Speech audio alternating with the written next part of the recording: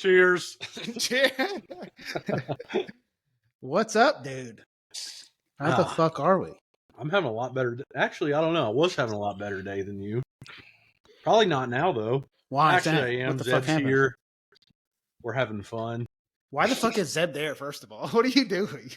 Me? I Yeah. got the whole week off of work. Okay. He hasn't been home in years, dude. So you're just fucking off, dude. Fucking off. I bet Gus is he's gonna lose his goddamn mind, dude. He He's is. pumped up. He is. Fuck You know yeah. how that motherfucker is. Dude, we went and saw Gus. What was it? Was it last weekend or weekend before last? How it came in? Or was it 2 weekend weeks It was ago. the weekend before last, yeah. Was it? Yeah, when Brent came down. Dude, that guy was... He drank with y'all? Oh, yeah. A couple beers. Couple beers. Yeah. But he was super fun for like the first... And I was super hungover the day I got to see him. This is the day after you fucking threw up all over Zach's house. Yeah. Oh, yeah, it was. And Dirty animal. we'll get into that later, goddammit. But he started getting upset because none of us were talking. We're all just hungover as fuck. Yeah, dude, we weren't drinking or anything. We were trying to, but Just it was miserable. hard, dude. You know, the older you get, the harder that shit gets. And we were just brutally fucking hungover, especially Brandon, Dude. as you can imagine. Brandon was fucked up. That brandy really took me to the moon, baby. Yeah, it did. It's a fucking 3-day recovery process now drinking. Dude, as soon as That's I a hit... long time. It fucking hurts. I learned this when I turned like 28 and I got super hungover for like the very first time. You know, when you're old, you become old and you get... How old are you now? 31. Fuck. I know. You're 30. 30, 31, 32. Yeah. But I remember like being 26 and blowing chunks and waking up the next day and was good to go. Yeah, no problems. Just go right back Not out. hungover, dude. Drink a cup That of was the water. best, dude. That and was the absolute best. Bang. Yeah. I remember down outside Lejeune in Jacksonville, me and Brent were drinking heavy, dude, one night. And we went to Food Line for some reason at like 7 o'clock in the morning. And we were standing there beside the car. And he was like, I'm going to throw up. And this motherfucker just used orange juice all over the fucking parking lot. Bright yellow vomit, dude. Looked like Sunny D. I bet that felt like shit coming out, dude. What was it? You sent that snap yesterday of a guy that you were following behind and he opened his door and just threw up outside of it and kept trucking? That wasn't me. Who said somebody that? else. That was, It was Tony. Tony, yeah. Yeah. Dude. I saw that. Fuck, man. I remember having a day like that. Going to No. Lowe's Foods. Like, I think it was probably like 2017. It was when Zach was fucking staying down with me at my apartment after Samantha had left. And that was a fucking degenerate couple of years. Zach, I mean, you were partying at my house until you ran out of money. And then you sold your truck and kept partying. That's a story, dude. I got out. What truck? What truck was this? The Red Dodge. I had. Oh, yeah. Okay. So I got out of the Marine Corps. The first mistake I made was thinking that my first job out, coming out of the Marine Corps infantry, the first job I took was a car salesman. And, buddy, it did not go well. People, you know how, like, you kind of learn once you get out? Well, I guess, Brandon, you're still transition phase, but, like, when you first get out, like, you're still in that mindset of, hold on. God damn, Hank. Chill. But you're first in that mindset of, like, just still speak everything that's on your mind and don't hold anything back. Man, when you're working at a dealership and dealing with customers all day, every day, that does not work well. That's such a real problem. Like, because the Marine Corps teaches you to be an asshole, dude. Dude, 100%. Like you're successful, the more of a dick you are, you know? Yeah, exactly. So, but that's the opposite outside of the Marine Corps. Yeah. But 100%. Long story short, it didn't last long, and I ended up quitting. And I just called. Well, before I quit, I just called Zeb, and I was like, "Man, I think I need to come chill with you. Like, I can't stand it here." Well, you know, I mean, I was like, when Zach and I, when he came into the Marine Corps, you know, I mean, there was like I think it was about a 2-year separation between us starting our service. And, you know, I remember getting out, and Zach had definitely stayed on base with me most of the time. You know, I mean, I had a barracks room. I was an NCO. I had my own room, so Zach could just fucking chill there. And that, I mean, for him, that was an escape from all the bullshit that was going from on. just getting hazed every day. You know, I'd just go to Zeb's. It was a home away from home, but it was 10 minutes away on base. And I remember separating from the Marine Corps and Zach being like, "This fucking sucks." Oh, like 100%. Your barracks was like around 10th Marines, right? Yeah, it was on Yeah. And right across from the post office. Zach, were you where the new barracks were, or was that before you got I was there? Wallace Creek. Wallace Creek, yeah, okay. Yeah, By that fucking gym, right? Yeah, the big gym. Yeah, the biggest nice on big base, gym. Yeah, you asking me? Yeah. Yeah, we used to walk. We would walk through the woods to get to that gym. Mm-hmm. We didn't have to drive. That's nice. You gotta go somewhere else.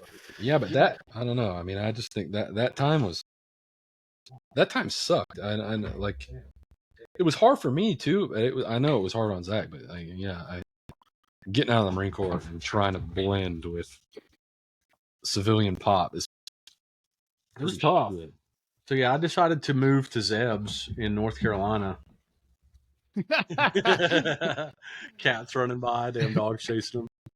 And I don't know what my intentions were, but I just moved there without like any real plan. Well, neither one of us gave a fuck at that point in time. Yeah. You know, and I just slept on his couch. And man, it probably lasted a whole summer, probably 3 or 4 months. But I had money saved up. Yeah. And I just burnt through it, dude. Like, I didn't give a fuck.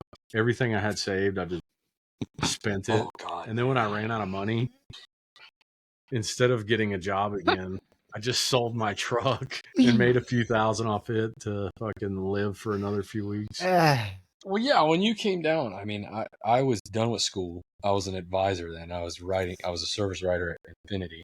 And I did that tech school that was there, and I was just fucking pocketing all the BAH. Like, had a job, was working. That was paying my living, but then I was getting the cost of living paid for going to school, and it was just dumb fuck you money, like just spend it on whatever. A little double dip action. Just crisscross applesauce, dude. He can't get those thighs that close. His little feet hanging off the edge of the couch.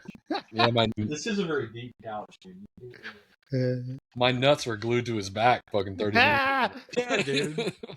I told you. I sent him a Snapchat. Dude, I fucking pulled that bike out before Zeb got here, and I was going to go ride down to Woolwine and back up the curves. Dude, was he wearing Taylor's helmet? Yeah, he was. We look super gay, dude, for real. Mega gay, actually. I tried to avoid town at all costs. We did. I felt very weirded out. I didn't even want to stop like stop signs, dude. I was just blowing through. I had my hands on the tank like this. With the back leg up. Yeah. But you couldn't really tell because he was wearing a hoodie and stuff. Yeah. So he was covered up. And he had that butterfly helmet on, that pink butterfly. That's hot, dude. Should have worked out. I should have wore a pink G-string. Just cheeks slapping in the wind, dude. Dude, but yeah, before he got here, I was pulling that motorcycle. He doesn't know this yet? No, I sent him a Snapchat, but I didn't tell him how it happened. I don't think I've seen it, to be honest with you. Just pulling out, dude. Just pulling out right out of the driveway here. But you know how it's a gravel road? Mm-hmm. The neighbors' kids like ride dirt bikes and stuff up here all the time, which isn't a big deal, but it just it's loosened the gravel up, I guess, is because I wasn't going but like 3 or 4 miles an hour and just turned and that wheel just went sideways. The most embarrassing part was the neighbor was right across the road, just staring at me the whole time. Just saw you drop it. I look like such a fucking idiot. That's the worst, dude. Parks it in the front yard, puts a for sale sign on it. Just puts it in neutral and rolls it down the fucking hill. Dude, I had that bobber in North Carolina, and that was the only bike I almost laid down. I was on some not dirt road yet. It was paved, but it was a curve, and I went past the exit or the driveway I was going by. So I turned into this dirt road to do like a U-turn. Dirt roads, man, they're the worst. Dude, I hit like a rock about this big with my front tire and dropped to like my foot and was holding the bike up with my handlebars and one leg. And I was like, fuck. Like Superman, dude. Yeah. Just, fuck. And that front leg like kept sliding out. I was like, oh. Do you have a bike right now? Yeah, Yeah, that's right. You told me that. Yes. That was my older bike. I bought one maybe a month or two ago. I bought a whole new fairing kit fucking 30 minutes after I did that. What color? Dude, we going back to white or what? Nah, same thing. Because I was going to get all black, but the tank is blue on that bike, so I thought it looked kind of funky. Yeah, that makes sense. When are you getting a bike, Zeb? It's a real Tomorrow. He wants one now, dude. Fucking Monet sent that Snapchat to Taylor. She said, now he's never going to shut the fuck up till he gets one. Dude, we balled out on that fucking thing, though. Dude, sports bikes are different, dude.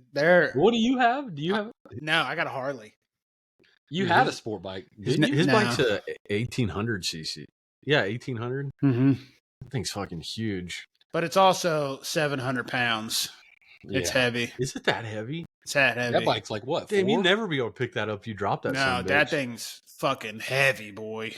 Damn, that's wild. Yeah. I never thought about like having a bike that if you drop it, you can't pick it up. Like It's a those. Harley? Yeah, it's a 21 Lowrider S Harley.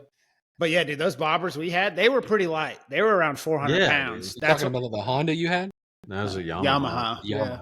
We had the same. We didn't realize it at the time. Yeah, they're both V-Stars. They're both Yamaha V-Stars. We both got the same bike. But yeah. the one you had completely was different, like though. Completely heavily different. Yeah, it was chopped Mhm. all the way.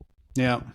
That bike sucked, though, dude. It didn't have any fenders, so... That bike sucked, but it was fucking Man, sick, when I would dude. ride through the rain, like just wet roads, dude, it would be slinging, like the front tire would be slinging shit 20 foot in the air, dude. Well, and it was just slinging all over my face. Like I remember- road grime. I remember following you when I had that shithole apartment in Mooresville, and you pulled into that, like right off of 150, the main highway down there. And there's a pretty it's That pothole? There's a rough little strip of bump there. And dude, it shot the my suspension ass. collapsed, and the fucking seat collapsed, and the tire grabbed his jeans and ripped his ass. It ripped the jeans all the way across the top pockets, at least like 8 inches. Yeah. It was a hardtail, so it had no suspension, but it bounced my ass right off the seat, and I didn't have a rear fender, so my ass landed right on top of the tire. That shit was Ripped so my stupid, fucking Dude, ripped my shit down there.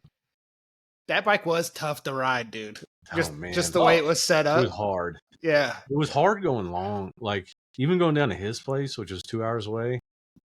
Man, dude, your fucking legs and your arms go asleep.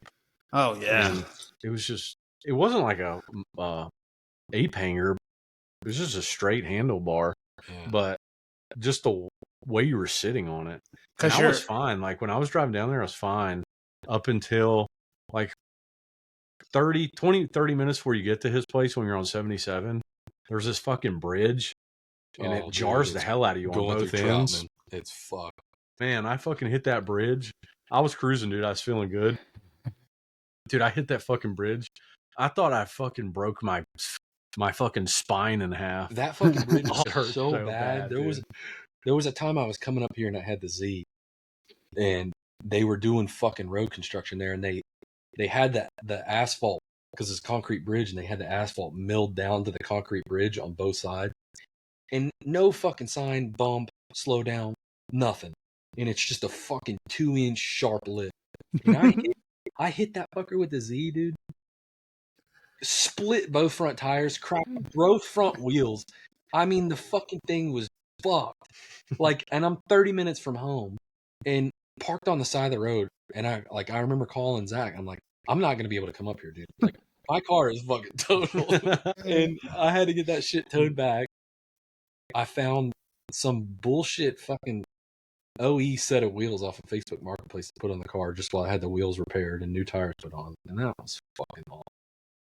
State didn't reimburse me for shit. Never do. Just fuck, man. That was a cool car, though, dude. That thing was nice. Except that motherfucker, dude, he had the thing on bags. I know. So every time you get in that thing, dude, you be hungover as fuck, like going to eat breakfast in the morning. You got that fucking compressor right behind your head, dude, just You can't even hear yourself talking to each other. It was so fucking loud. You're just sitting there like, oh my god, bro! Like, what the fuck is this? I think back and I see people driving those cars now, and I'm like, dude, why we look like such fucking bags? Dude, Yeah. I For like sure. that shit. I don't know what it is. I mean, This motherfucker wants to slam that goddamn Subaru. Oh, I know he drive. talked to me about it. I said, I'm going to eventually. Brandon, this is something you could probably do on your own, but it's a lot, dude. Like, I don't think you want to go to the fucking extremes that he went to. I You want just wanna to do, like- drag the nuts of that Subaru it's a lifestyle, man. Like, it's something about it being like a piece of shit car that I just want to. It's Dude, not it's though, so dude. dirty. You're brand new. It's not brand new. It's 2018. That's pretty new. Yeah, dude, but it's were you there when I put the bags on that car? No, Do you remember that horror story about what the fuck happened? no. I was routing the airline for the front right airbag, and just dumb as fuck, just drilling holes in the chassis. Fuck it. Well, I got a goddamn half-inch drill bit, and I punched this hole for the airline in the fender. Oh, you did tell me about this. And goddamn, like, the smell of like burning electrical. Mm. You're like I had that smell, and I was like, and then there's all these funny colors coming out from the drill bit hole, and it was all the shielding from all these wires. like red, blue. And I was like, no, dude. And go fucking figure out where I drilled at was like right under the battery compartment for the main fuse box loom. And it fucking chewed like at least 16 wires up. Fucking all sorts of fucked up. I probably smoked 2 packs of fucking Newports trying to fix all that shit. The best cigarette.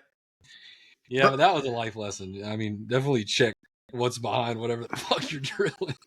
Dude, this Shout shit out funny. fucking Newports, baby. Fuck yeah. Yeah. That fucking group chat on Snapchat with Tony and them. Jensen, a long time ago, dude, he had that old ass red BMW. Oh, the E30. Yeah, E36. dude, the thing was fucking nice looking. But he was like trying to fucking cut When he the- was grinding the fucking, he's trying to cut the fenders on this motherfucker to like really slam it. Oh, he was putting wide body fenders on it. Dude.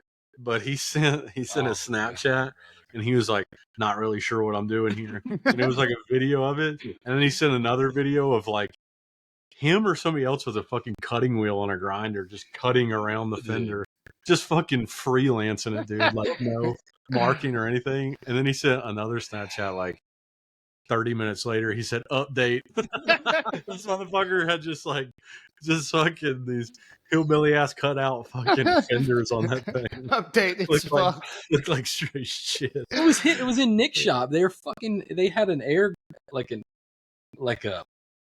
they had an air tool with a fucking with a circular cutting wheel on it, dude. And there's fucking sparks flying 3 feet in the air, just fucking Dude, it was hacking this toast. car. Dude, I've never done any body work, but I feel like you need to leave a little bit so you can put the fenders on. It's almost like you just need to like practice on just like junkyard cars, Right. You know? Right. It came out good, but if you ever were to take the over fenders off of that car, you would look at it and be like, "What the fuck?" Does he still have it?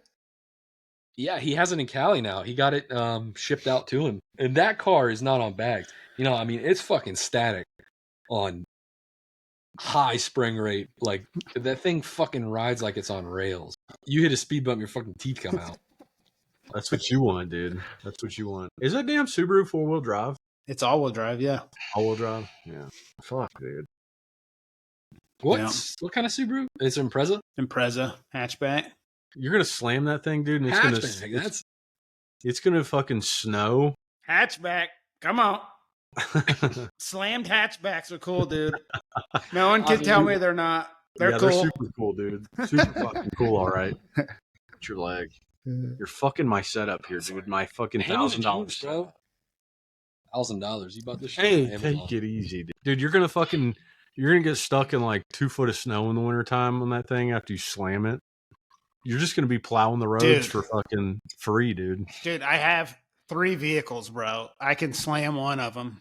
The Jeep will go through the snow. It'll be Did fine. you buy anything Dude, for it? you haven't had the Jeep in 2 years. I drove the Jeep once, but I still own it. Okay. That Still- was still at the garage. Jeep. You bought the Jeep with the crate motor, the Chevy crate Yeah. motor. Small I block. also bought a He had to new. buy that afterwards I because bought- he blew the original motor It up came with a crate motor. the day he bought it. But I also had to buy a brand new crate motor for it. Why? What happened? So I bought it off a guy in York, PA. Super excited, was pumped. And I went up there like a week before to look at it and like test drove it. And I test drove it for like 45 minutes, because I was checking the temperatures and all that shit. Yeah. Is it 4-speed? 3-speed. 3-speed. Yeah. So I go back in a couple weeks and I buy it off of him. And super pumped. Was so excited to have Had a this glove fucking box thing. full of little fucking rubber duckies, dude, ready to go. No ducks. He But was so excited to pull into fucking Walmart, dude, and just start handing out rubber duckies. God, man. Anyways, I start to drive this thing home, get all the way back to my house, and I'm like, fuck yeah, dude. It's sitting in the driveway. This thing's beautiful, dude. Beautiful. I love it. So I called Jenna, tell her I got back, and she's like, well, just drive it to the shop. Everyone wants to fucking see it. And I was like, hell yeah, dude. Everyone does want to see it. So I get right back in it and and her shop's like an hour away. So I take off, I hit I-70 and I'm about 30 minutes into this hour-long drive. It's about maybe 2 in the afternoon, if I remember right. This is the same day you bought it. Same day I bought it. And I'm on I-70 about 30 minutes away. And I start getting like a smoke starts lightly coming through like the exhaust vents or like the inside like heating vents, Yeah. I'm like, oh, that's weird. Maybe it's like some condensation or whatever. I don't fucking know. And yeah, because condensation smells like smoke. well, it didn't smell like burning Surely oil. nothing's wrong with this thing, dude. I just bought it. It didn't smell. It didn't have a smell, dude. It was just smoke. That's why I was like, that's why I questioned it. But it started to billow and get really fucking bad until there was some beating around up front. And I was like, because I started slowing down when it got real heavy, and then the motor started banging. And then I was like, oh, motherfucker. So I pulled over. And mind you, the part that I pulled over, it's like a blind curve on I-70. And I pulled over on the right side just past that blind fucking curve. So I get out and I start fucking around, looking around at it. And the first thing, or not the first thing, but I eventually check the dipstick on it, dude. Dry as a motherfucking bone. That thing was seized up. Yeah. And Okay. So long story short, I had to buy a new crate motor. It's installed. It runs. all right. The period of time between no oil and crate motor. What was the conversation with the guy that you fucking bought it from? Dude, I checked the oil when I got it and it was low, but it was like not dirty. It was clear. Yeah. I told him, I was like, hey, it's low, whatever. And when I went to go pick it up, like, he was a very nice guy. This is where I messed up because I kind of started broing out with him a little bit. He got you, dude. He got Yeah, me. he changed the oil that morning. He It was like, did change the oil. He did. He told me he changed the oil. yeah. Just you he seen knew, shavings he in knew that I was coming to get it motherfucker. today. He changed the oil. I didn't even fucking check it, dude. I was too pumped. And yeah, dude, it fucked He me. probably didn't.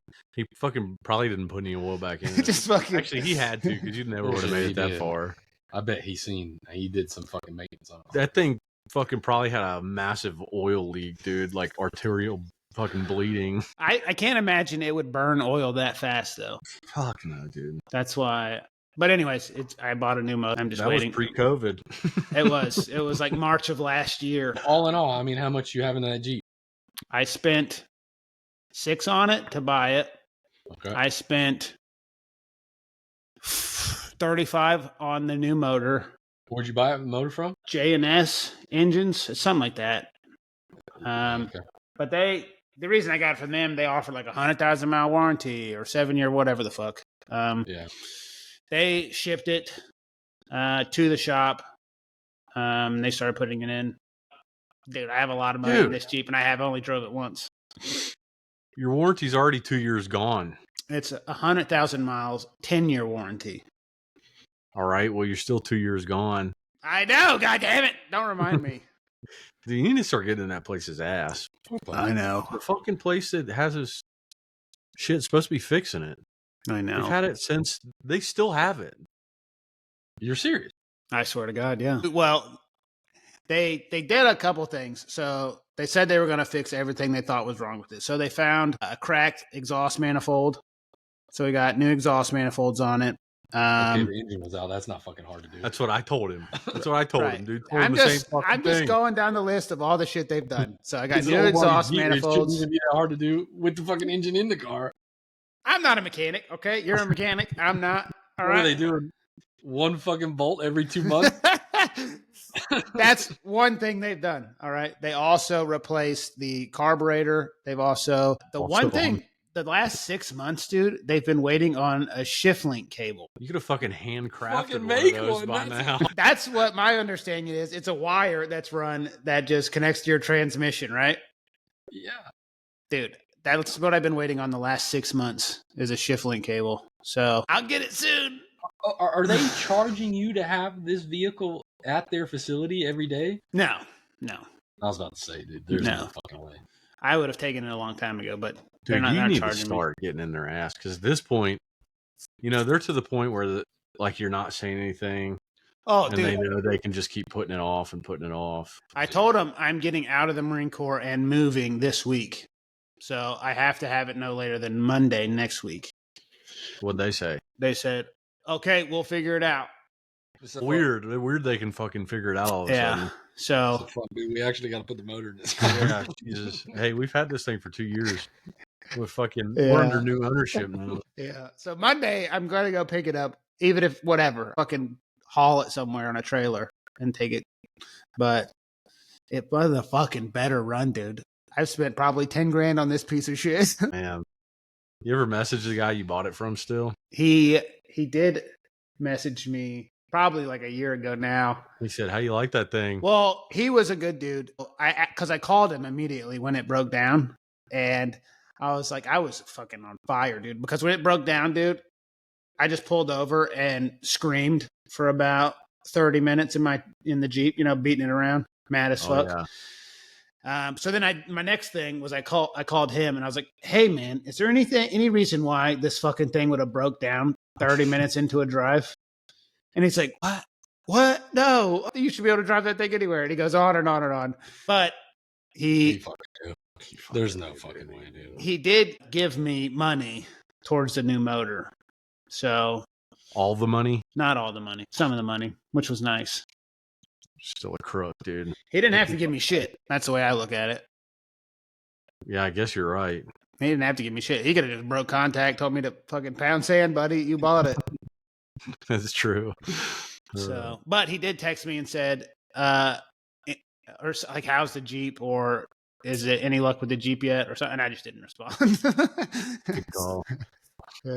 Because it is still in the fucking shop. Dude, that's fucking...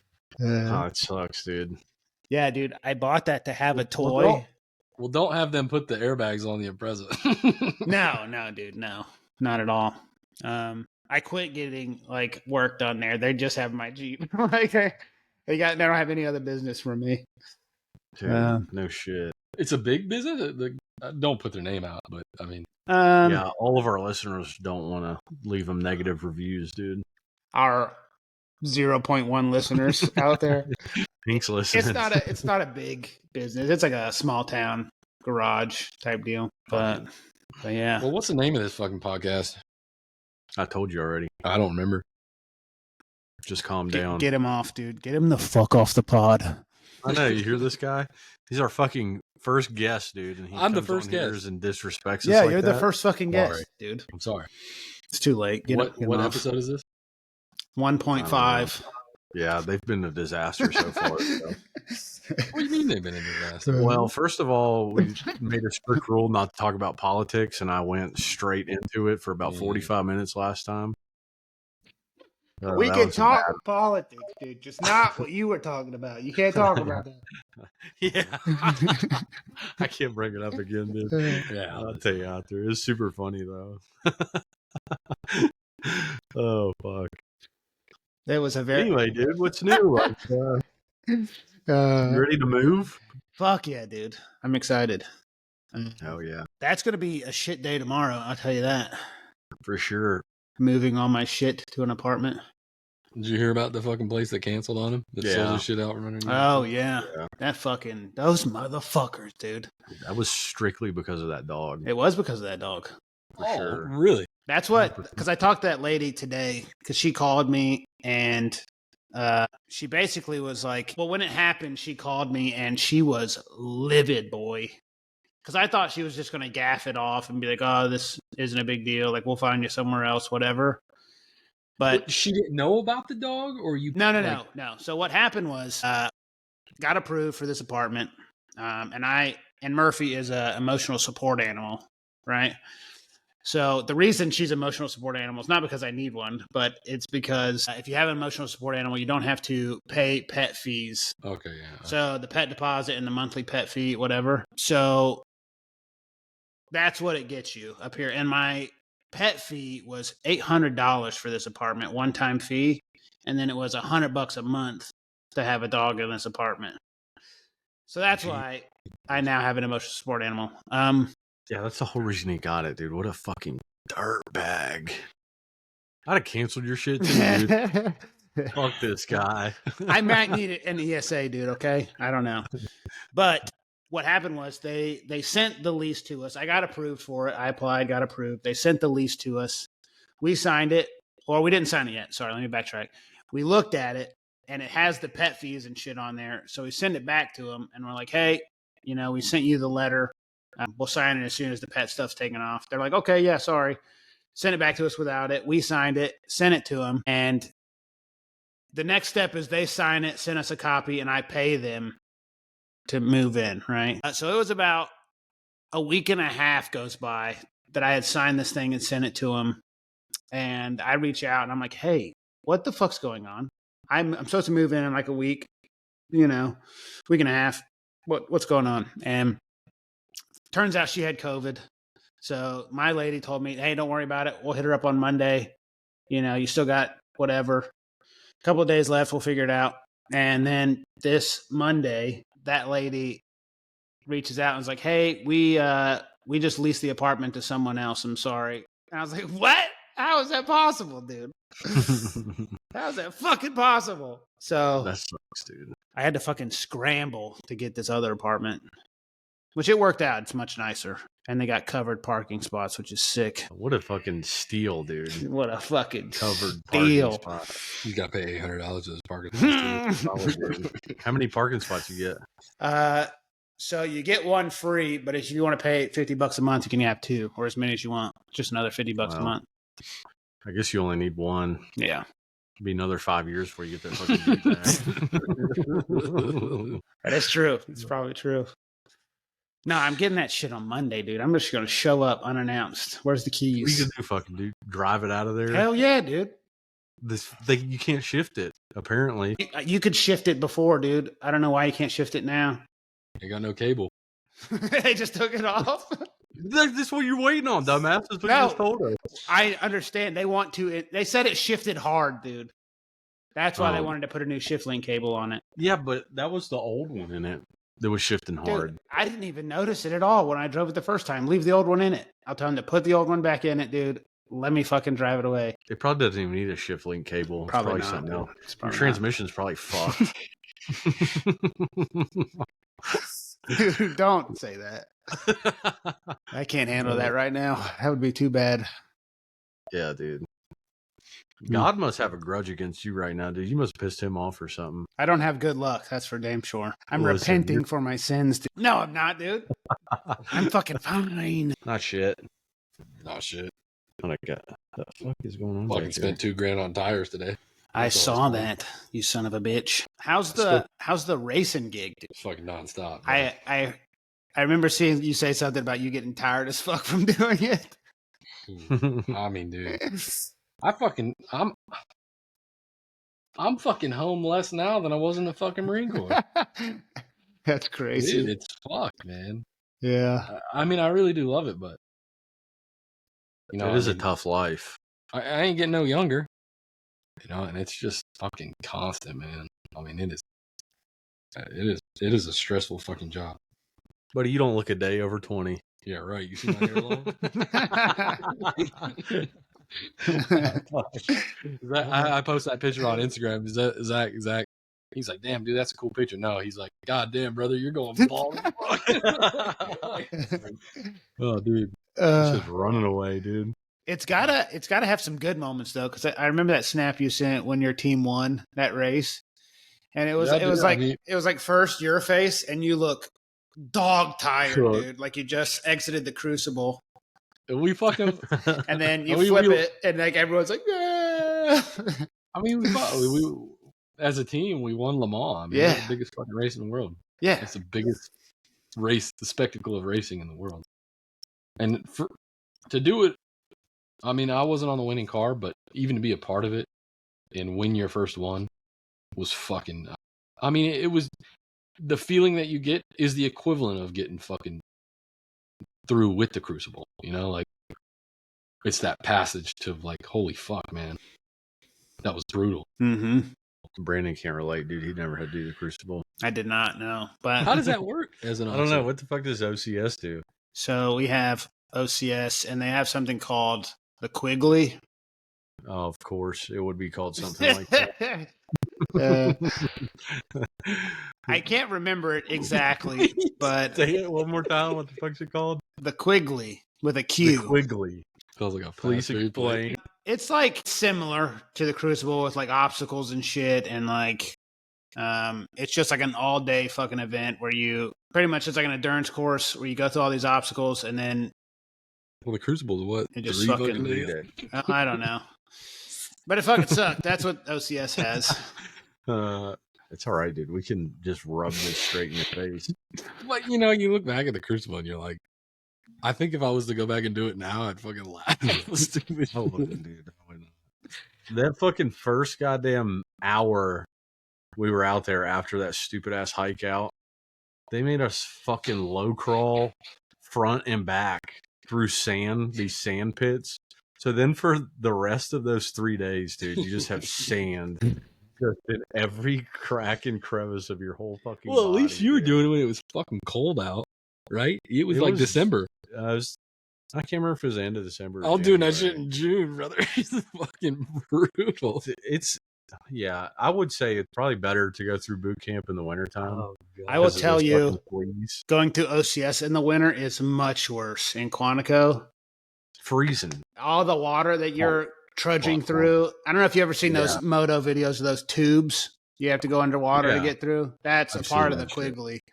But I was a winter class. The Quigley tubes. The Quigley tubes. But that sounds hardcore. What they do is they just break that fucking water into pieces, and then you still go through it. Yeah, it fucking sucks. It got cold. See, I don't know what temperature it was, but I mean, it felt like it was like fucking below freezing outside. It was probably cold. I mean, being on the water. Cold down there. Yeah, that's true. You're right on the water. Mm-hmm. But dude, you'd be down there like ready to PT at fucking 5:30, 6 o'clock in the morning, and they take you out there and you're standing in formation in that green on green, and they just leave you out there for fucking 40 minutes before you actually start PT. So you're just standing there fucking freezing, dude. That shit sucks. I hate being cold. I hate being cold more than I do being burning up. So that aspect of like, I always look at that differently. You know, like, I feel like when I was cold or when I was on a field up and I was cold, at least you could put fucking warm layers on and kind of get warm. But when you're fucking hot, you're hot. There's no way to get cold out in the field. You know? I don't know, man. Our fucking being in the sandbox sucked. I mean, that was fucking. Some of the field ops, saying like, I remember fucking a field op we did on Lejeune. Dude, it was so fucking cold. Hey, come here. It was fucking like record cold outside. Come here, Hank. It was like record cold outside, and it was a 3-day field op, and there was like water. It had just rained like the week before real hard, and there was still like water across the range, and it had iced over, and it was like negative. With the wind chill, it got down to like negative 15 You're talking degrees. about boot camp? No, I'm talking about in the fleet. Yeah. And fucking awesome. dude, we got to the field. We got off these buses, dude, and it was just windy as hell. And it was so fucking cold. And I just remember stepping off that bus and I was like, oh, this is gonna be a long fucking 3 days. Dude, the range was the shittiest part of the Marine Corps, I had to say. This wasn't the range, it was a fire maneuver range. You did the DMR course too, didn't you? Well, yeah, it was like I guess it was at the time. But that wasn't bad. I like that. That was down at the far end of all the shooting ranges. Yeah. Yeah. Yeah.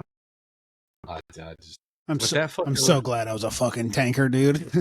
You're fucking just being inside something, dude. Like, oh, we got out there on that field op. We had tents. We had fucking tents with us, 2-man tents, and they let us set them up first thing we got out there. But then right after we set them up, they said nobody is allowed to be in their tents unless it's time to bivouac. I was like, why, dude? Why? Why are we doing this? Like, it's fucking blistering cold out in this motherfucker. Like, it's probably warmer at the top of Mount fucking Everest right now than it is out here. Hey, that's good fucking training. Dude, that's what it was. It was good fucking training, dude. Just fucking stupid. Man. I remember it was probably like my fucking first or second year in the fleet, and we were doing a fucking field op out near Onslow Beach, and it was in the fucking wintertime, and it's cold as fuck like that, and there's Marines getting fucking hypothermia, and they're sending people back, and it's like, it's funny you say that, dude, because people were hyping out on this range because so fucked. That water on the range you had to run through, and certain parts of it were like waist high. Oh god! And these motherfuckers were running through it, falling in it, and I don't remember how many people, but I know a couple of them like started hyping out. And I remember one guy specifically, they brought him once he started like hyping out like that. They brought his ass back to the tents, to the bivouac area, and they fucking put him in a tent, and they had like 5 other people get in that tent with him and just bear hug him until his core temperature come back up. But then they never sent him away. Once he heated back up, they just sent him back out to keep training. Like, what the fuck? Man, I ran it because like it got before the point where it got so bad that they ended up taking people back to the main side. I mean, we had guys on the fucking hoods of Humvees in sleeping bags warming up. Like I know that sounds cozy though, dude. I mean, you see people when they're fucking in hypothermia, and you're like, and they're fucking just chattering, bro. And it's man, it was so fucking shit. This motherfucker, man. Dude, being in tanks. Man, those fucking heat off those fucking tanks was so nice. Oh yeah, oh my dude. God. The interior of the tank was climatized too, yeah? No, it didn't have like vents. It didn't have AC inside the cabin. It didn't have AC. No, it had a heater, but the problem with it was it was a fuel line that would run from the engine to the fucking the turret, and it would just like have a igniter, like a fucking lighter almost. You'd sit there and tap the igniter, and it would catch, but it's just blowing heat. So we never really used them because they always caught on fire. Yeah, it sounds a little fucking dangerous. And they always caught on fire, and you're worried about the electronics in there. But when they did work, dude, they would heat that turret basket up so good to be so cozy in there. Would it get cold as fuck in there? Oh, fuck yeah, dude. Really? Yeah. I would just think all y'all being in that tight ass area, they would be kind of warm. You never deployed with a tank unit though, no? No. Mm-mm. The places you try, like where, I mean, you did the normal training. Did you go to Bragg with tanks? Yep. You did 29 Palms with tanks? Yep. This motherfucker did, what the hell was that shit called when y'all were in Charlotte? Fleet Week. The Fleet- Fleet oh, Week? yeah. No, Dude. sorry. It was Marine Week, Charlotte, and then I did Fleet Week, New Orleans, Port Everglades. This motherfucker was telling me that they were in Charlotte, and he was like driving down the fucking streets of Charlotte in this tank. Oh, dude. Yeah, go ahead. Tell him about like turning, like when you were turning that motherfucker So, in the streets. We had How many? Okay, well, how many tanks? just I one. mean, We just had one. Okay. And you got lucky enough to do this. yeah, I was a butter bar baby. This was like I had already gone to Fleet Week, New Orleans, which that was like my first like assignment when I got to Tank Battalion. Yep. Thank you. So I already did fucking Fleet Week, New Orleans, which was a fucking whole mess. But Setting that attention. then I went to we did Marine Week, Charlotte. So we had a tank get TT'd all the way down to Charlotte. We're in downtown Charlotte, and we get to I guide this truck driver on to where we're fucking parking this thing. And it's like a Fleet Week in downtown Charlotte where people can just walk up and look at tanks and look at, look at fucking Cobras, Whoa, look at it, whatever you wow. want. Right. Super fun. But anyways, I tell this, it's a parking lot where we're set up at, and they had removed the light poles out of the middle of this parking lot so we would have room to maneuver in there. Because it's very small. It was like in between two buildings. And it was like 4 lanes. It's like one of those pay parking zones. You know what I mean? Yeah, They just took the fences down, took the light poles out. But around it had like, your normal sidewalk curbs. You were on a trailer? We were on a trailer. So we backed out. Yeah. We backed off the trailer, and we had these fucking, not 7-ton tires, but like old Humvee tires that we tried to like make a path up to the pavement of the fucking, the little parking area we were supposed to park it. Dude, did not work at all. So, you have like PFC Lance Corporal driving this fucking thing. And then you also have another PFC Lance Corporal ground guiding him. In downtown Charlotte. Like, you're good. You're good. Anyways, he starts to hit these tires, dude, and he starts cranking it left. And you know how tracks work. It doesn't turn good at all. It's like turning everything or not at all type deal. Yeah. So completely, he gets off the tractor trailer all the way onto the tires, and he starts to follow them onto the paved area. Misses all the tires, dude, goes up on the sidewalk, and that sidewalk, dude, completely busts like it was an egg, dude. So like, dude, so like here's like the row of tires, dude. He turned and went like right in between them, all the way up. So like there's busted pavement, busted concrete, busted everything all the way up until what the fuck is an Abrams weigh? I think it's 72 tons. That's insane. I think. Just I'd have to look it up, but it's something like that. How far do you have to go? Literally 100 meters, dude. Are there people like there's civilians watching? Oh yeah, fuck yeah, dude. Just watching you destroy like there's my tax dollars right there fixing this fucking sidewalk and the goddamn roads. Dude, I remember because I was on Snapchat like after this all happened, and if you zoom in on the map, there's those hot spots. Yeah. So I zoomed in on where we parked that fucking thing, and it's like someone had recorded it and had like a thing. It's like, why the fuck is there a tank in Charlotte? And then there was like other videos of us literally just exploding sidewalk as we like tried to. I was like, oh god. That's so funny. But nothing ever came out of that. Like I never had to write anything up. No one gave a fuck. I guess the people of Charlotte just paid for it. But government. I mean, but because I wouldn't see why you would. I mean, fuck, it's a demonstration for people. Yeah, it was cool. Yeah, well, he's an officer, dude. It was cool. In charge of this whole fucking thing. Mm-hmm.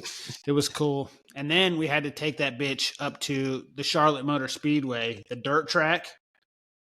And we got to drive that bit. I didn't. Full speed? The boys got to drive it around the dirt track full speed. That's fucking sick. How fast is that thing? Like 45, 50 miles an hour? Kilometers per hour, whatever that is. That's maxing out. That's like 25 it's or like 30. 35. No. I think it's like 35. Oh, that's faster than that, isn't it? 55 kilometers? Let me look it up. I think it's like 35. I should know this. I thought it was faster than that. 55 kph. Oh, yeah, 34.2. Yeah. But That's fucking sick, though, That's dude. still fucking fast for something that It weighs weighs that 70 much. it fucking hauls ass when you're on it, dude. It feels like because that thing will go through whatever you drive it at. So like Yeah. it'll hit you don't realize how big it is until you're hitting like trees going that fast. And they just like either fly way over you or just flatten down immediately, dude. Like how big are trees? Big trees. Really? Yeah. So they just let you hit trees in that motherfucker? The only thing you couldn't hit was the gun tube. If you had the gun tube hit anything, it was a big fucking deal. Yeah, I'd say. Because that motherfucker probably bends. Yeah. Pretty The gun easy. tube itself weighs like 12 tons, I think. I'd have to look that up. God It's damn. It's heavy. Oh my God. It's heavy, dude. That's a whole fucking process Yeah. to change that motherfucker out, huh? But Yeah, I mean, I remember being at 29 Palms. I guess when the Marine Corps did have tanks, that was a big. They had the open air service bays for tanks with the overhead cranes and stuff. Yeah. And they had turrets out of them. They had motors out. They had the turbines out of them. I don't know. I mean, like being a gearhead and seeing that shit, then I was like, that's fucking crazy. Like, just to see the mechanical workings of that fucking thing is like. one of the coolest things I saw like mechanically happen, because we would, swap pack of those tanks all the time because like there wasn't a lot of maintenance to do on the engines themselves. If they went bad, you just swap pack on them. But one time, I don't know what was wrong. What? Swap pack? What do you mean? So the engine itself, they call it a pack. You got closer and closer to me. You know that? Sorry. Motherfucker's full ass touching shoulders. Dude, he's cold, dude. Just let him cuddle. Fucking rode that motorcycle with me, dude. Now he's gonna look comfortable. You need to sit in your lap. Just get right back to this, dude. But the motors on those things, we called them packs. So if you ever had to replace a motor, we just call it swapping packs. And it's literally like the turbine, the jet turbine engine. We would, unhook Sorry, all the. it's not interesting to you. Sorry, dude. You just unhook everything off of that fucker and crane it Fuck out. both of y'all. But yeah, Sorry, that's I'm swapping interrupting. packs. But yeah, it was a lot of fun. I enjoyed tanks. That is cool, dude. How long could that tank run without support? Like, fuel-wise, how long could it be in the field without any replenishment? Not long. Wow, Food that's you can make last as long as you want, Yeah. but it takes like I don't know how many gallons to start that tank, and it has a 500-gallon tank. Uh-huh. So but I you mean, burn did it through it so fast, depending on how you're riding it. Did it have like a power source? Like if you were just chilling that it could run off of without the main engine being ran? It has 12 batteries that you can run All the systems. all the systems on continuously. Probably for like what, 15 fucking minutes or something. A few hours. Oh, really? But then it has like a low battery light come on. You got to fucking start it up and The fucking things are not quiet to be around. Like, No. when you start it up, people are gonna It's a fucking know. jet engine. Yeah. It's Yeah. a turbine engine on that fucking thing. starting it up is the loudest part too, because it uses the batteries to get the blade going. Yeah. And once it's up to speed, it starts like firing the igniters on it, And Yeah. that's the loudest part. But once it's going, it like has that low, like, that idle. Yeah, they're loud. They're a lot of, dude. Yeah, go ahead. No, I was gonna say the one time I remember being around tanks was just on a field op, and it was cold as fuck, dude, per usual, and it was raining.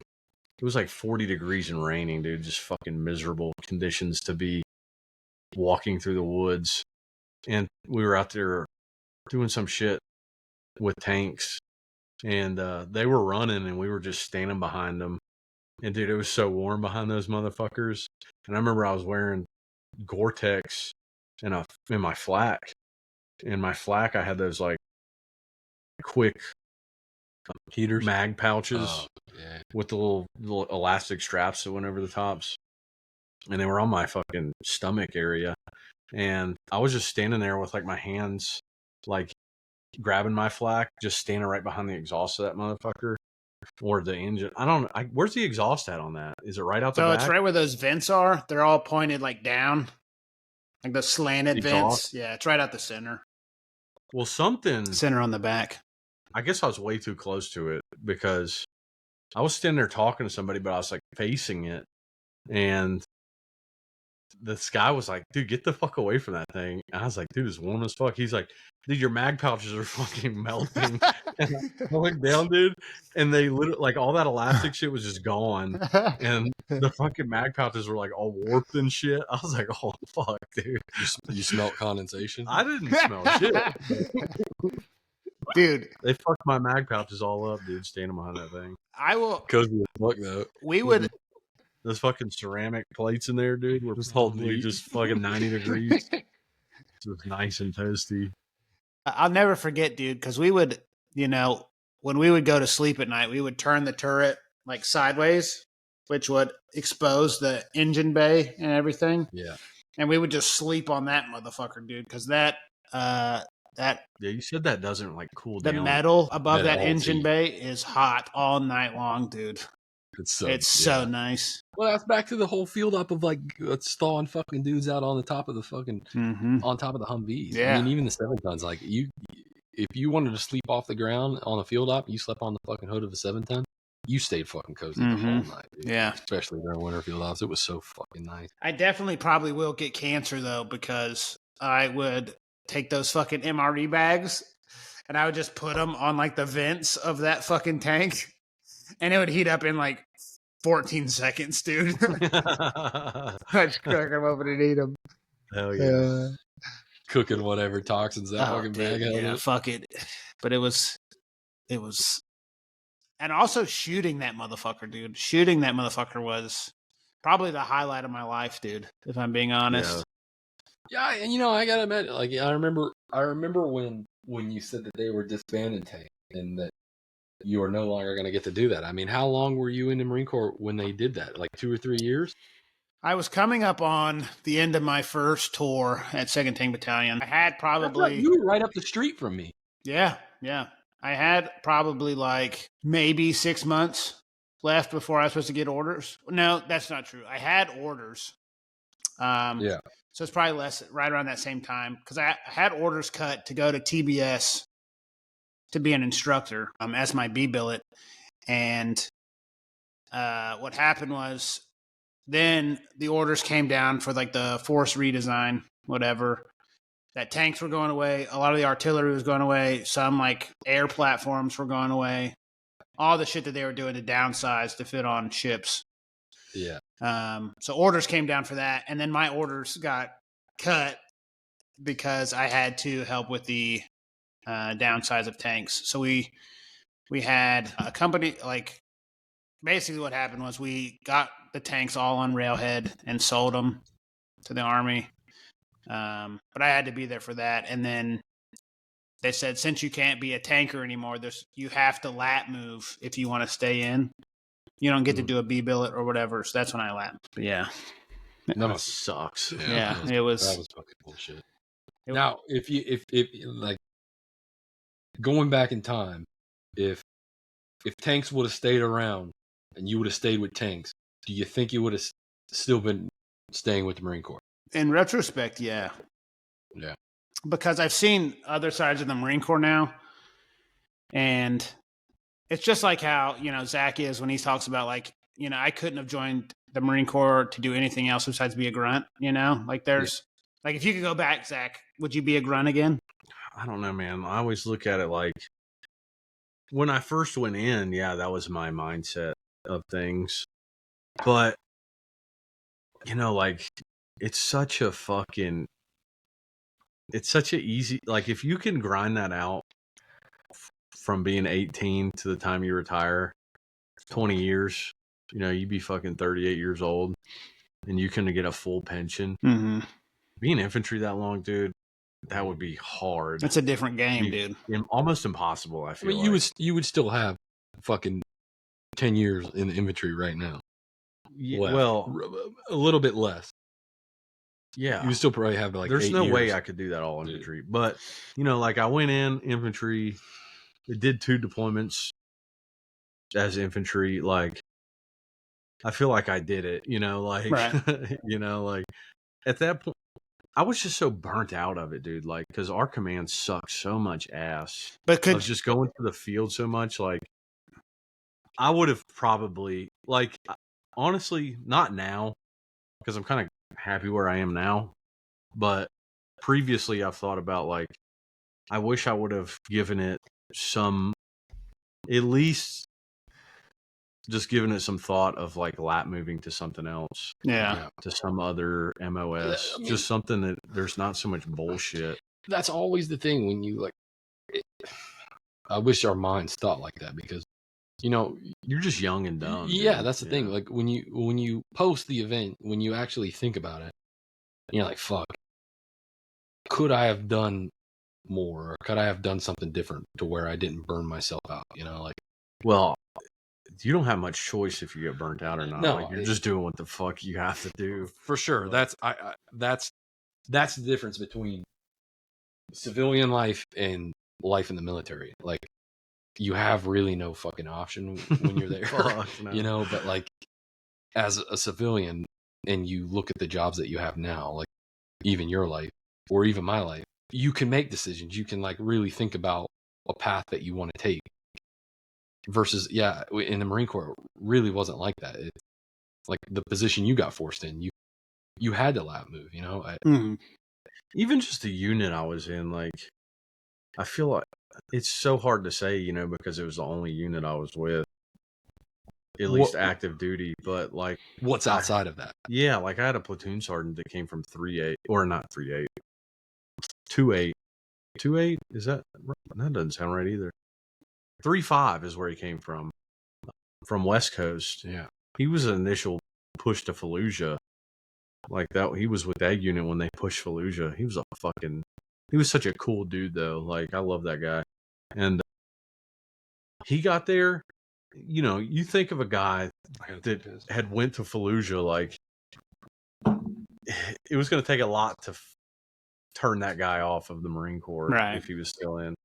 And dude, 3-8 just ruined him. Like, he was so done with that unit by the time I got out.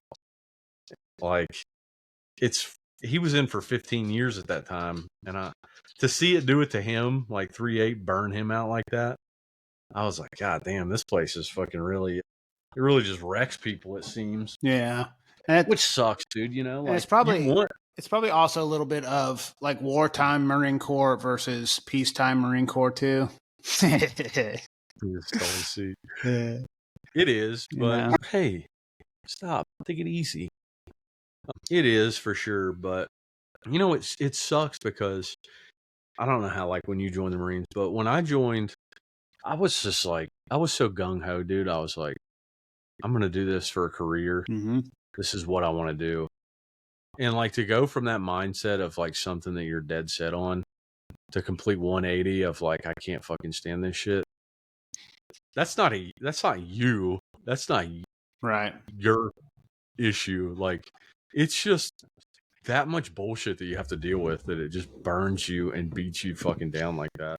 And it doesn't. I feel like it doesn't have to be. Like, right. Half that shit is so avoidable, but it's just, you know, you get these fucking, no offense, Brandon, but officers and fucking, you fucking shut the fuck up right now, dude. Company commanders that are just so fucking dumb, dude. They have this fucking outlook like they're gonna change something, dude. It's like they're so fucking just by the book, like trying to prove each other wrong in the fucking battalion fucking building. Let's put it like this, dude. I'm sure, did you ever have a good battalion commander? Battalion commander? Yeah. Oh, 100%. Right. Man. There's good ones, dude, and you know, just like any career, there's guys who, you know. I want to say battalion commanders, most of the what are you looking for? Most of the battalion commanders I had were pretty cool dudes. They were. Yeah. But it wasn't the battalion. It was mainly company commanders that I had the biggest problems with. Yeah. I could see that. Most of my company commanders, I'm trying to think of a good one I had, to be honest with you. They were all pretty fucking bad. Dude. I had okay ones, but then when I went to Bravo Company at 2nd Tank Battalion, dude, My company commander, that motherfucker, that dude fucked hard. He was the man, dude. Yeah. I love that See, dude. I still sucks talk when to you him have today. Yeah, when you have somebody like that you really like and you respect the hell out of him, and then you got some dickhead comes in and replaces him, it's so hard to just stay motivated. It's it. The best fucking company commander I think I had was an XO that was filling in as company commander during the transition between. But he's still got this troop level connect like, of God like, damn, yeah, like, you know, that's it. Like he dropped to 3.8 as a butter bar. Yeah. And he was there for a couple years and ranked and it's up. like his position, you know, like Yeah. a butter bar dealing with fucking PFCs driving a tank, you know, he sees the ground level bullshit that people deal with Yeah. in an enlisted rank, you know. Yeah. That's a thing that, you know, like maybe some officers lose track of during their time in service. Maybe, you know, I mean, well, for me, I've met dudes who it comes down to like Damn. how you want to be like seen as like what? Not my problem. Y'all was on your first fucking glass. This motherfucker's on like his third one. I need more ice, but yeah. I thought you didn't drink it with ice. Well, it's easier to sip on ice. God damn, bro. You fucking degenerate drunk, dude. Takes after you. It comes down to like, because I've had guys who, because there's a level. As an officer, there's a level. Like, you could be on the bro side where you're so broed out with like your boys that they're like, sir, please fuck off. Yeah. You know, where it's like you're trying so hard to be friends with them that they're like, dude, get the fuck out of here. And then there's the opposite side where it's like, sir just wants to do everything his way and he doesn't know what the fuck he's doing, right? Yeah. Because he doesn't, you know, lieutenants don't know, you know, I didn't know.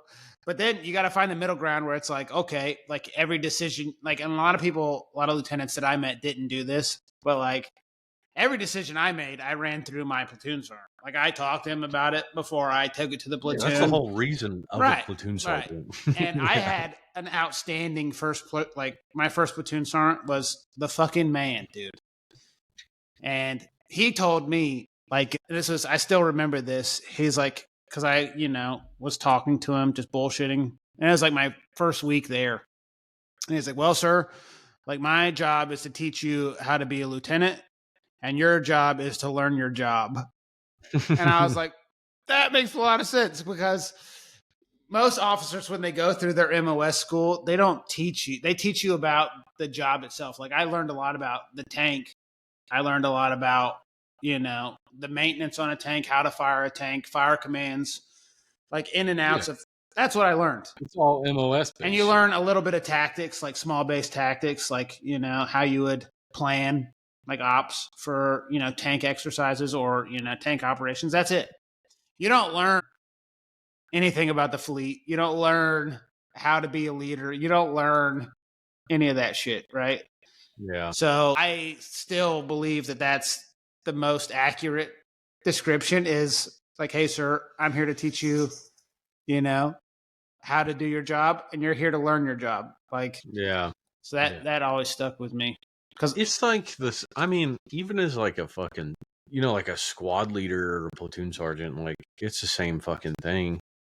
I was not a very good leader. I feel like for a large portion of my time in the fleet, because you're just doing like the same shit that was done to you by seniors. And you're like, oh, I did this. I need to make these people do this. So you're just an asshole, really. Right. But that's not, dude, that's like the last thing you should do. Honestly, like a lot of those people that fucked with me all the time, I didn't give a fuck about those people. Like, I hated them. Like, why the fuck would you want to follow this person when he literally just made your life hell all the time? Right. But I didn't think of it like that at the time. You know, it was like a rite of passage almost. But yeah, but again, with the whole fine line that you walk of being, you know, when it comes time to take the leadership role and nobody fucking takes you serious because you're a bro all the time, you know, that like, yeah, you have to be you have to be a person where you can talk to people, but like you can't be a fucking asshole to the fact like I remember guys picking up rank and they're just disowned everything around them, and it's just like fuck you, dude. That was Brandon, dude. Okay, dude. When? And it's Dude didn't talk to me for like 2 years. you know, but I don't know how it was at Rakestraw, but you know, like in the racing world, and I found like the racing world is so it's literally like the military, like, you know, even like or any type of big sport, you know. I mean, everybody's goal oriented, you know. It's not like all these other civilian jobs where everybody, you know, civilian jobs are fuck your other guy, you know. Like it's you're trying to succeed on your own level, you know. There's no group outlook in racing. It's, you know, it's one team, one fucking goal. You're trying to win races. Like everybody is focused on the same factor. Like, and I found that so relatable, and it's so easy to blend with that because that's what the military was. You know, it wasn't one guy in the military. It was, yes, there was those people in the military, but like when you were on deployment, you were a unit, you know. Like there was no fucking I. It was everybody for the same goal. And that's like, now being in racing, I feel like I've found such like a good avenue in the civilian world because it's easy to get along with people that are doing the same fucking thing that you did 12 years ago. And it's nice in the fact that everybody works together. It's not some guy that's trying to just fucking branch out on his own and fuck everybody else. When you have a good group of guys that work with you that know, yeah, this guy is a fucking bro and he's a great dude to talk to, but when shit gets serious, yeah, I'm gonna fucking listen to him. You know, that's the thing that you know, like in the racing world, like when shit goes south, that's the guy I'm fucking taking orders from. Right. You know, that's the thing that it's hard when you're in the leadership position to do and give orders and do that kind of thing.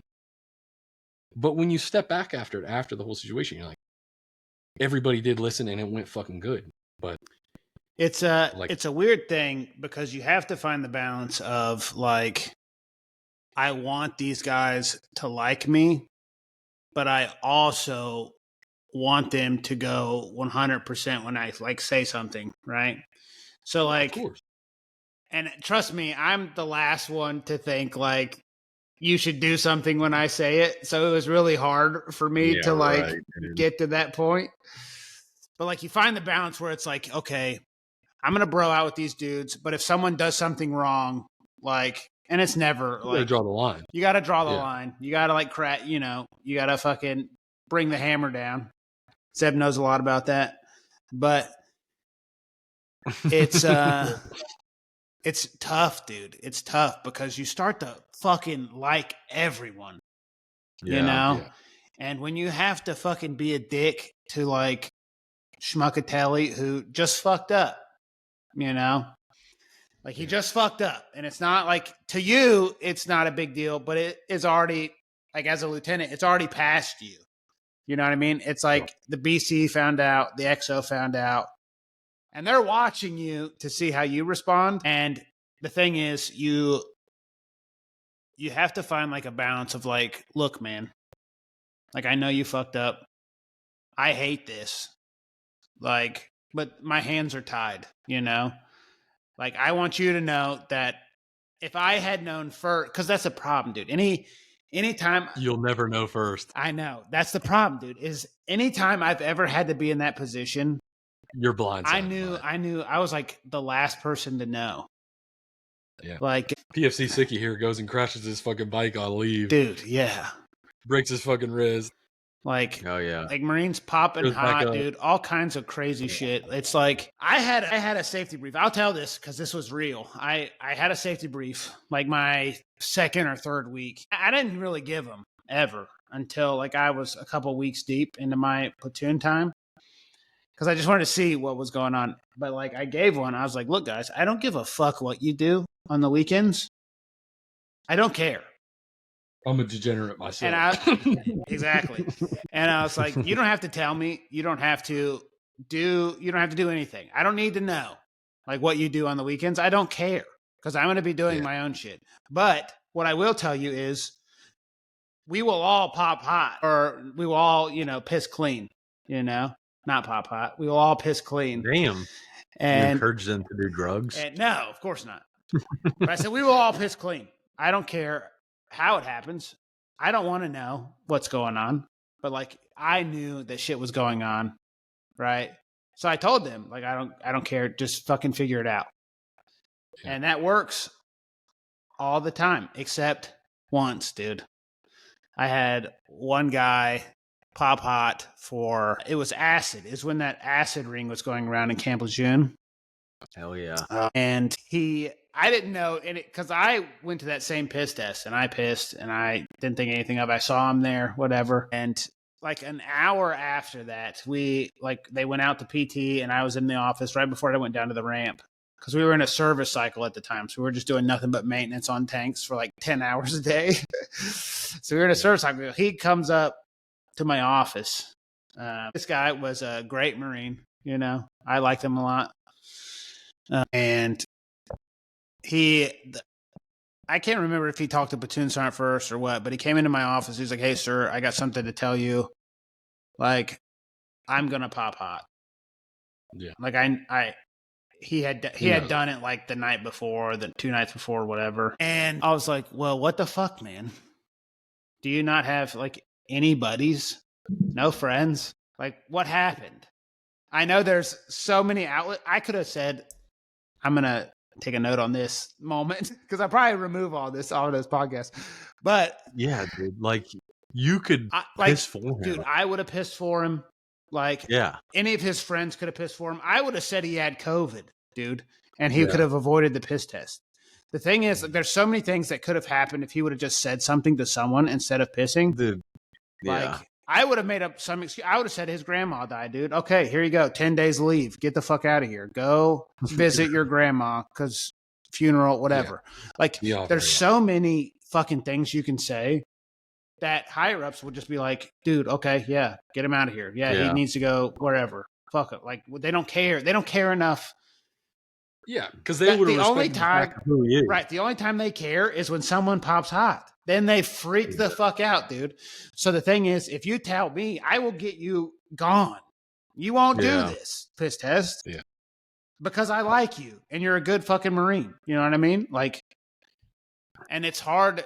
That was the hardest thing for me was I eventually got there to a point where dudes would like feel comfortable enough to tell me, like, not me, but tell their platoon sergeants, and they would say, like, "Hey, sir, like, so-and-so, like, so-and-so's got something going on."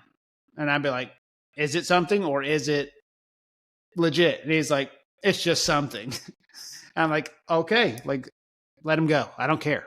You got to put in words. Right. Just, right. Like, I don't need to know, but, like, I need to know so if I have to say something to someone, I'm on the same page as you as where he's at. See, the problem with that is, like, if they realize you're doing that, then they're going to start taking fucking advantage of you at some point. Sure. Sure. But the thing is, you have to like have a climate of like Zed was talking about, like, we're on the same fucking team. Like, I care about you guys. I hope you fucking care about me, Yeah. The problem with that is, I don't know how tanks was, but like the fucking infantry, dude, you get shuffled around so much. Yeah. Like, you start building fucking cohesion with a group of guys, and then they're like, okay, swap batteries. Let's fucking move everything all completely around, mix all the leadership up and the fucking Marines, and then you're just with people that you don't fucking really know. Yeah. And you're starting back from ground zero. You're like, outside of your clique all over again. Yeah, and it's like, right when you're starting to fucking get that, like, bond with everybody, get to know everybody, get to know the way that fucking people respond to yelling at them, to treating them fucking a little bit easier and shit like you're talking about. True. They're like, right, all right, it's fucking, so true. Break it up. Okay, I don't know. You guys don't know this. When I went to Le Mans, there's an itinerary that comes out fucking Le Mans. Lamar. Lamar. There's an itinerary that came out a month beforehand. There's 2 cars that are running that series, and they break down all the crews. This is who you're going to be with. This is what you're going to be doing. All that shit. You know, get there. Like you're saying, you build fucking cohesion with the group of guys that you're going to be with. You know, I'm an American with a bunch of fucking guys that I've never even met before.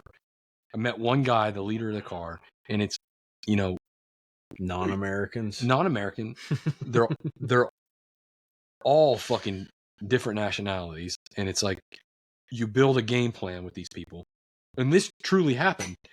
It was a weekend, and we've been practicing. We've been talking about everything that we're going to do, our roles on the car, and management fucking pulls us and says, "Okay, Zeb, we got 3 gun guys on one car, so we're going to have to move you to the other car." And it's like, holy fuck, dude! I've just I've became comfortable with this group of guys, and now you're going to tell me to fuck off and go to another car, you know? And looking at it now, it's so fucking frustrating because like that car had 2 U.S. drivers that I've worked with 2 years before that in U.S. series, like that I was comfortable with. I knew what they wanted with a car. I knew everything about them as a person. And for me to be working on that car, it was super beneficial to them because I knew what they wanted without them asking. Right. And now I'm on another fucking car. And it really fucking sucks on the aspect of like the car that I was on won Le Mans, and now I'm on this other fucking car that 3 hours in has a fucking mechanical defect. And it's so fucking painful, bro. That's Like, frustrating, dude. That does For suck. sure. it's like, especially when you're like, to the fact of like, I could have been on the car that truly won Le Mans, but I wasn't. Just from some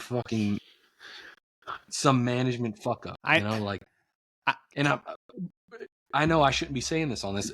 God forbid it does get to what it is, but it really sucks, and it really throws everybody for a fucking loop. That is frustrating, but you got to think like the outside world, dude.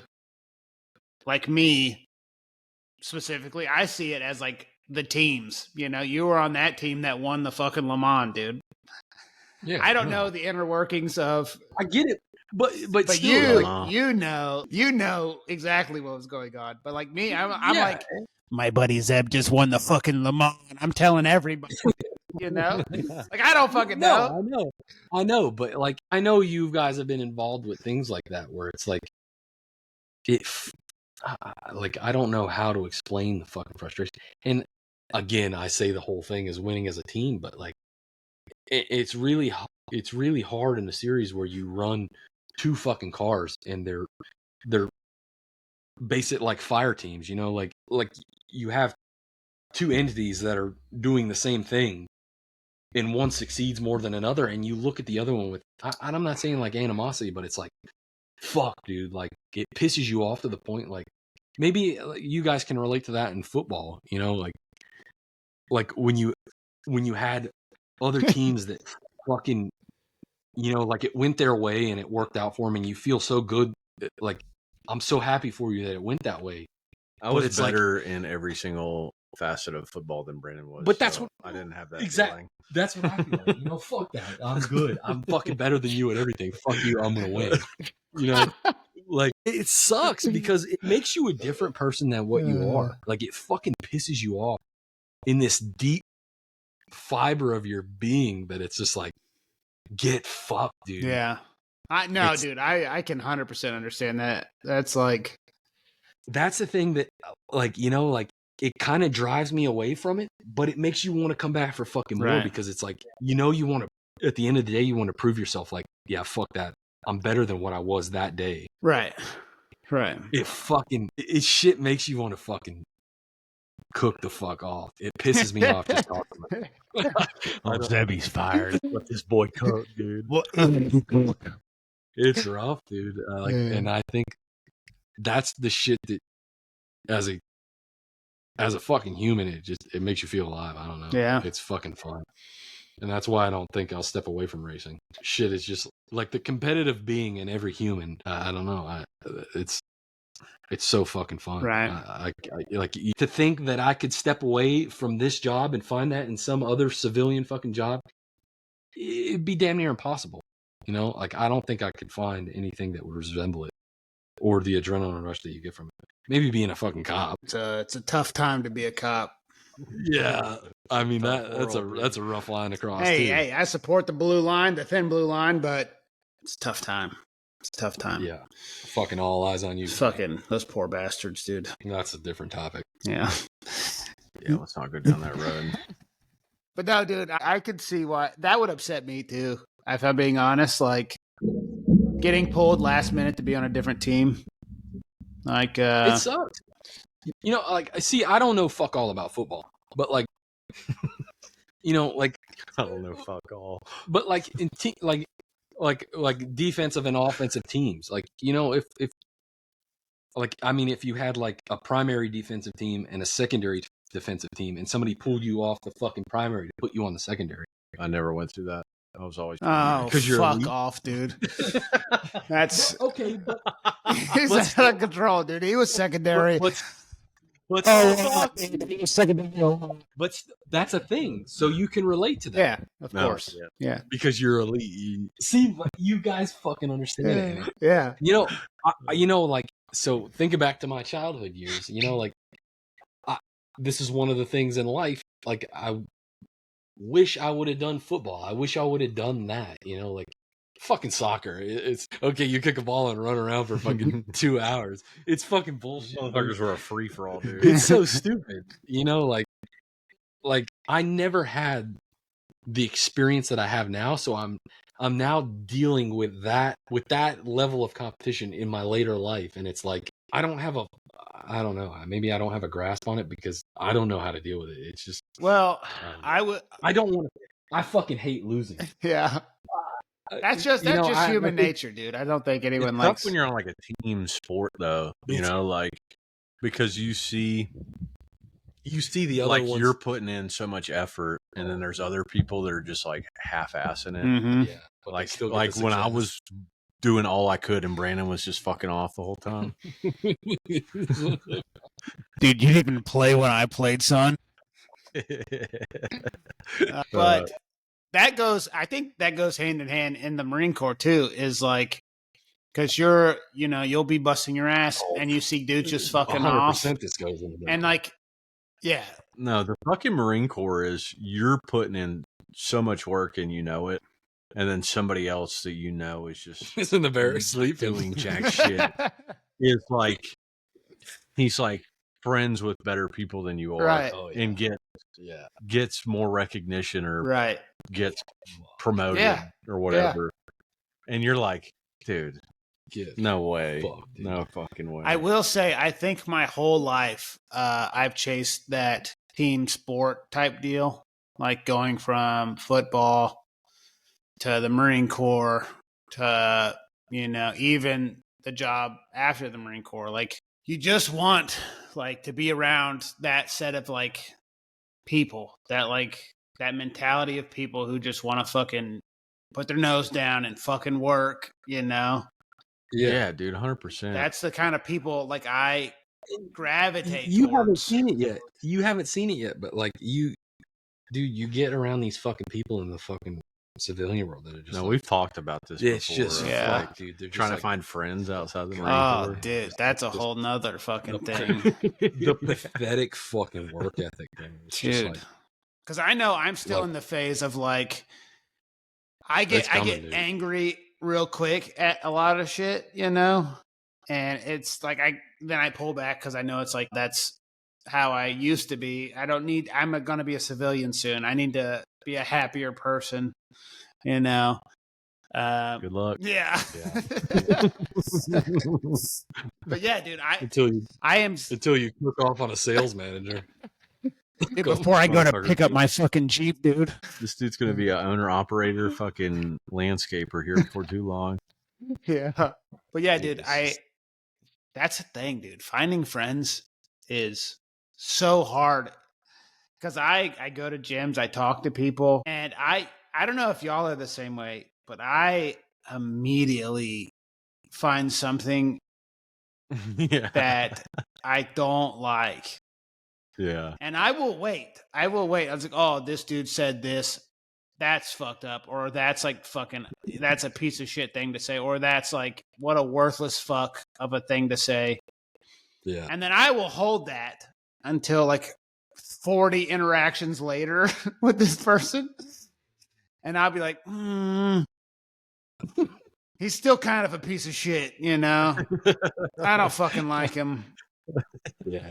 You know? That's the thing. We pick up on shit like that before other people Yeah. do. I don't know why. Like we have a better radar for reading fucking piece of shit human beings. Yeah. Like I don't know what it is. Like because you know you've seen it in either like combat settings or training sessions where you see the people that just fucking they're like, yeah, I'm done with this. Dude, yeah. You know, like, and it's the same way but amplified in the civilian world. Like people that just cap out, they're like, this is fucking stupid, Right. you know, or yeah, you know, like we all knew the shit that we were doing in the Marine Corps was fucking stupid, but you know, it was the one team, one effort thing. Like, you know, it all fucking sucks, dude, but let's just get through with it, because the quicker we get through with it, the quicker we can go to sleep. That's it. Exactly. You know? Like, exactly right. Yeah. that was the thing. Like, you could find the people that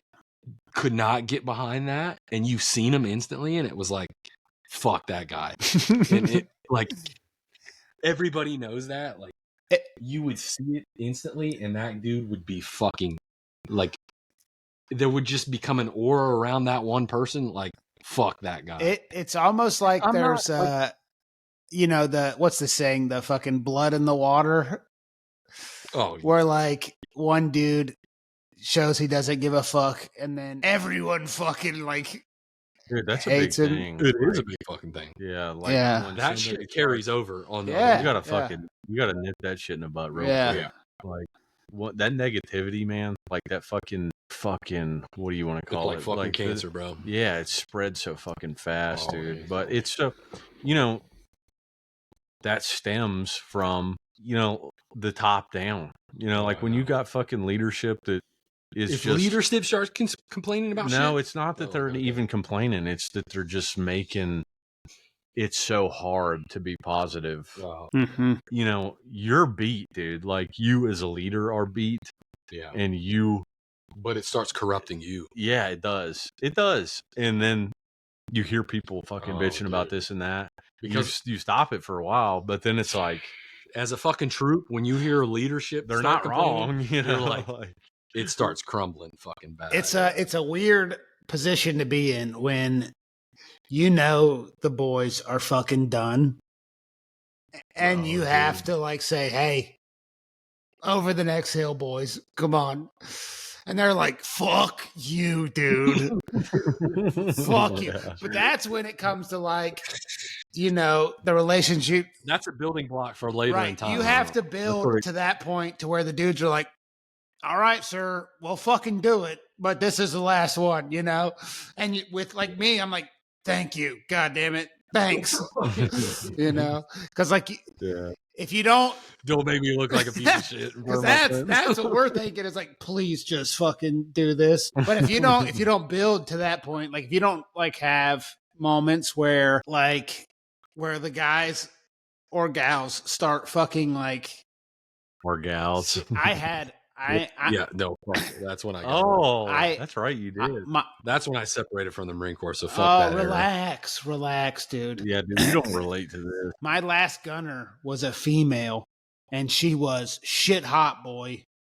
She fucking was shit hot. We're not down. That was before our Corps, dude. That's all right. I'm telling you, just in my experience, she was shit hot, dude. She hit everything. It wasn't an issue. But you have to build to that point where it's like the guys respect you enough or like you enough to say, okay, sir, one more fucking hill, you know, one more fucking hill. We're going to bitch, and that's okay, but we're going to fucking do it, you know? You're going to catch hell. Exactly. That's the tough part. And I'm sure as a squad leader, you know, and as a team leader, you deal with the same shit, just at a different level, 100%. You know? Yeah. This is fucking good. Well, it's good talking about it. Like it is. I don't know. Dude, this is why me and Zach started this fucking thing, was just because like we just want to talk to one another for a couple hours every week. You know, but I get. Well, let's that. wrap. Like, yeah, I know you want to wrap going on this. Who gives a fuck about that? But it's just like the people on the other side of this that don't understand our realm, right, can hear that, right? You know, like, and it's got to be eye opening for people around us. For sure, dude.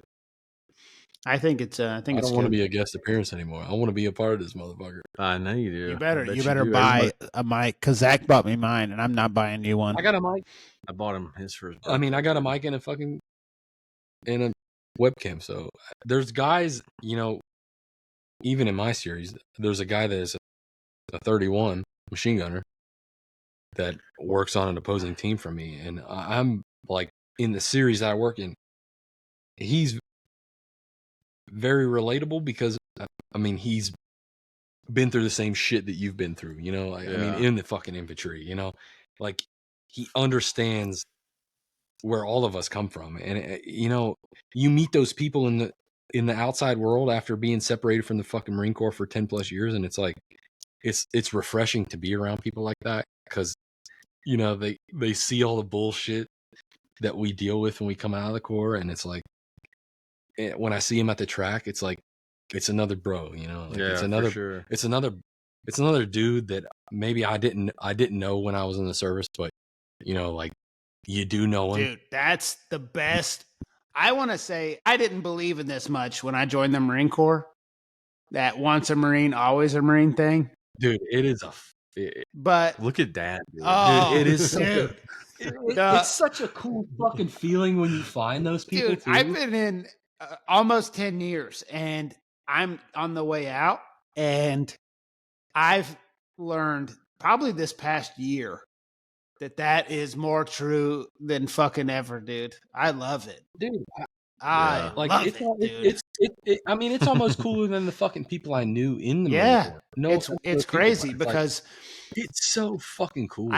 What I'll say is, when I was doing like job interviews for getting out, and like I got a contract job lined up, but while I was doing that, you would meet people like old first sergeants, or, you know, old gunnies, or old, you know, whatever, insert rank. Yeah.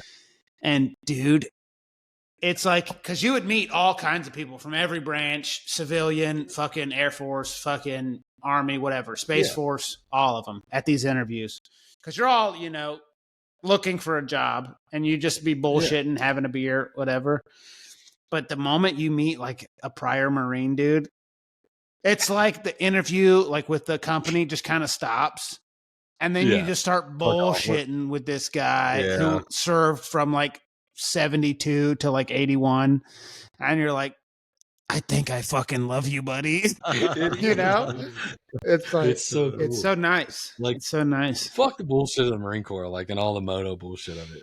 It's you know, like, it's cool that you can relate with a person on the same level that you've never met in real life, that you've never met before that, but you can talk to him like you fucking know him your entire fucking life. And it's like, it's so funny just to exchange bullshit stories. Oh yeah, dude.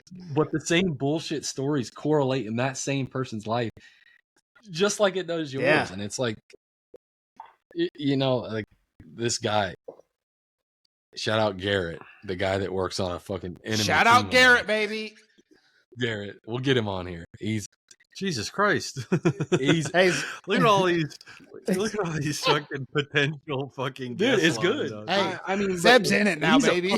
He's a fucking cool dude. Like he's a true fucking genuine person, and like, they've beat our ass in many races. And but at the end of the day, when the race is done, we can sit at the end of the line and just talk about bullshit that went on during the race, and it's just like probably the same bullshit that we would have talked about after whatever that may have fucking been in a combat situation or whatever the fuck. Like, it's just, I don't know. It's nice. It is. Well, let's wrap it up, boys. I'm gonna fucking close this thing down, and we can keep talking. Yeah, close it, dude. My ass. I gotta stand I love up. you both very much till the end of time. I'll kiss both of you the next time I see you. Are you closing it, or are we gonna keep on? We're going to close it so you can spread out your sweaty cheeks. Are we just ending it? Or Goodbye, everybody.